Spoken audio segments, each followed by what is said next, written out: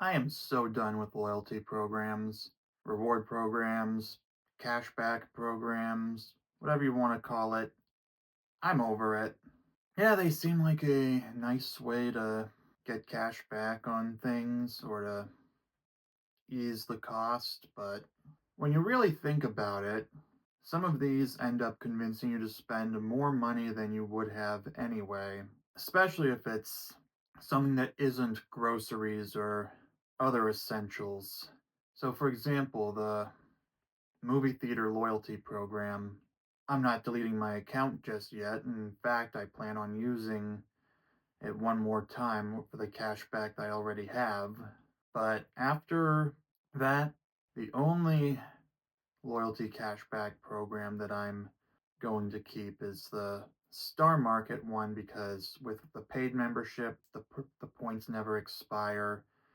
I can use them towards dollar amounts off groceries or free items that are valued at more than just the price of a higher dollar value than if I exchange the same number of points for dollars. For example, 300 points gets me set can get me either $3 off my next purchase or a free $7 store brand pizza.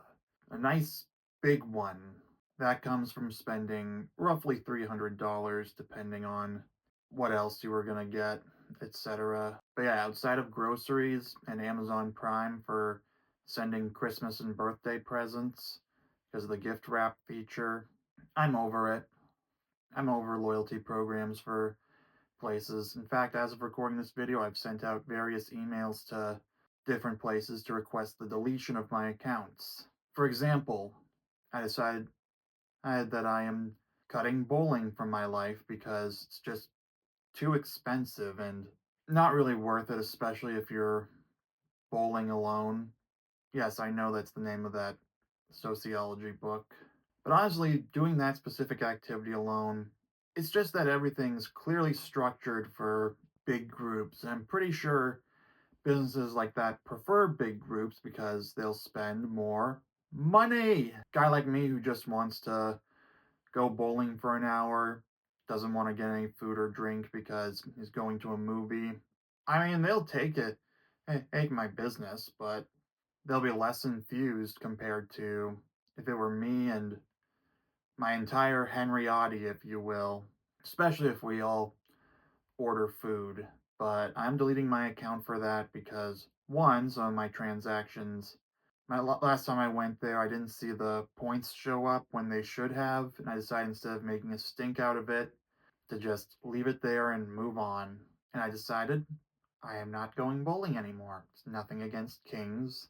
It's just that I'm realizing that $25 for bowling on its own, and then you factor in the food.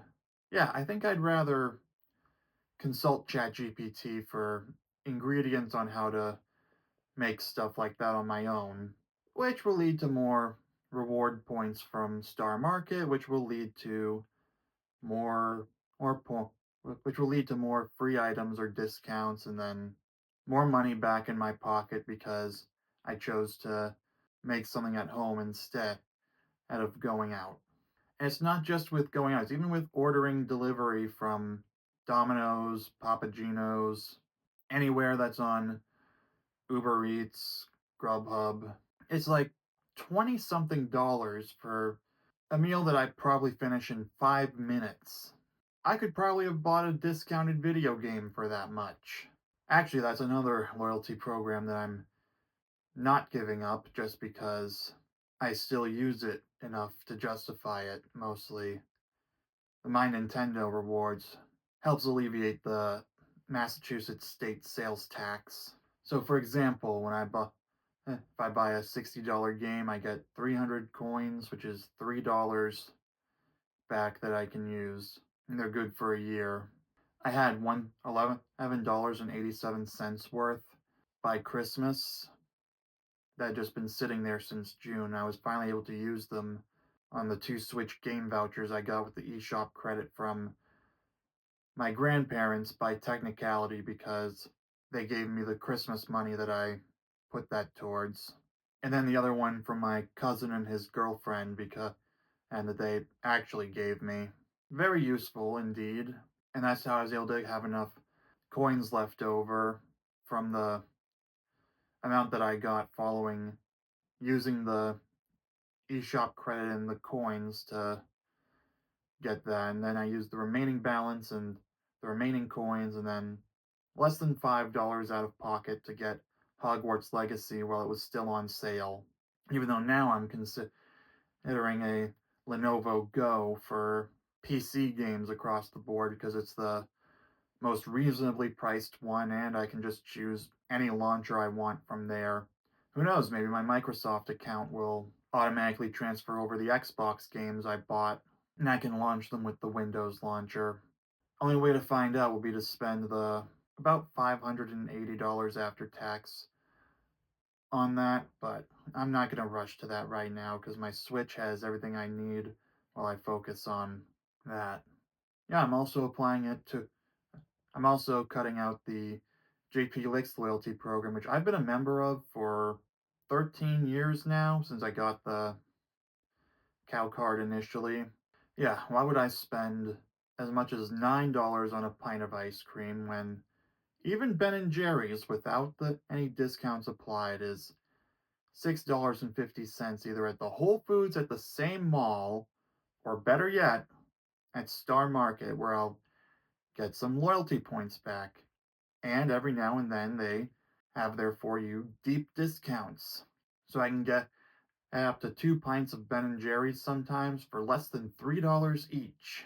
And on top of that, their store brand 1.5 quart containers of ice cream are $4 by default, and there's an occasional sale. And they have enough variety of flavors. Okay, they don't have the same variety of flavors that JP Lakes has, but you know what? I think I'd rather spend $4 to get 3 pints worth because I've measured it out than go and spend $9 on a pint that I'll finish in like 5 minutes. So even if I finish all 3 pints I get from the 1.5 quart container in 5 minutes, at the very least I get three of them. So that's 15 minutes worth of flavor in my mouth. So yeah, it's New Year's Day as I record this, so I'm probably not going to hear back from any of the customer service emails I've sent until tomorrow. And then I can purge the accounts and they won't exist. I won't be tempted to go back and waste my money. Yeah, that's the word I'm going to use. Wasting. I still think going to the theater is worth it, but I only want to do it for big releases where the movie is actually something you'd want to see on the big screen, like Mission Impossible 8. That is a big screen in worthy movie because it's made for the big screen, it's made with that in mind. Whereas smaller indie releases, yeah, I think I'd rather wait to watch those at home. I'm still glad I went to the theater on Christmas Day, though. Maybe I could have started playing Legend of Zelda Echoes of Wisdom right when I got home, but I digress. So yeah, basically, similar to the JP Lakes ice cream situation, I can make a good enough burger and fries with store brand stuff from Star Market. Now, let me run the numbers. So, whether it's going out or getting it delivered, it'll still be a better price. Let's compare the going out price versus some materials. A 4 pack of beef patties store brand costs $12 plus $2 for an 8 pack of store brand buns, plus about $3 before any discounts for the cheese slices. And I think I'll probably invest in more jars of pickles or jalapenos or anything to add some flavor. And if I ever want to try anything different, like say the Yard House's cheesesteak sub, I can just have ChatGPT make me a recipe for that and then make a grocery list. Because I recall that meal would cost me about $26 with a beverage when I can probably buy like a week's worth of cheesesteak subs of materials for a fraction of the cost. Similar with deli sandwiches. You know what? Maybe I won't even get the pre-made deli sandwiches anymore from Star Market. I think I can add cold cuts to the rotation and get sub rolls instead. Yeah, and then I can go from there and enhance it with pickles, jalapenos. Maybe I'll get some onions. Yeah, now I'm thinking about the Andrew Tate video. For those of you, if any of you have seen the video where he rages against cooking, you know what? I'm flip flopping back because about a year and a half ago now, I tried proving him wrong with making pretty much everything from scratch, but that ended up eating up a lot of time, though. Maybe if I rationalize it as audiobook listening time or YouTube listening time, yeah, I can do that to justify the time commitment. Anyway, I'm getting off track from loyalty programs, but yeah, they make you do stuff you wouldn't normally do. Oh my god, that is exactly what they say about drugs. So when you're offered the opportunity to enroll in a loyalty program, just say no. Yeah, unlike Alexander Hamilton with Maria Reynolds, you can say no to this. Oh, I think you get the idea. So yeah, to sum up, only enroll in loyalty programs for groceries, and that's it. Because, yeah, compared to Andrew Tate, most of us are, as he said, in his words, fucking poor, comparatively speaking. To counter his point, the time you can spend cooking could be spent, can be used to listen to an audiobook or a YouTube video about something you want to learn about while your hands are busy. You can listen to a million different things. And most importantly, you can spend less money, so you're less of a brokey. Oh my god, comment down below if you think I'm acting like the anti Andrew Tate, because I'll admit I kind of look like him if he let himself go and wore just normal glasses instead of sunglasses. Now I just need some theme music instead of the Tournier de la Vida. Maybe something a little more relaxed, a little less energizing. Well, comment down below what you think of loyalty programs. Remember, just say no. Comment it down below. Just say no. Give this video a like, subscribe for daily videos. I'll see you soon.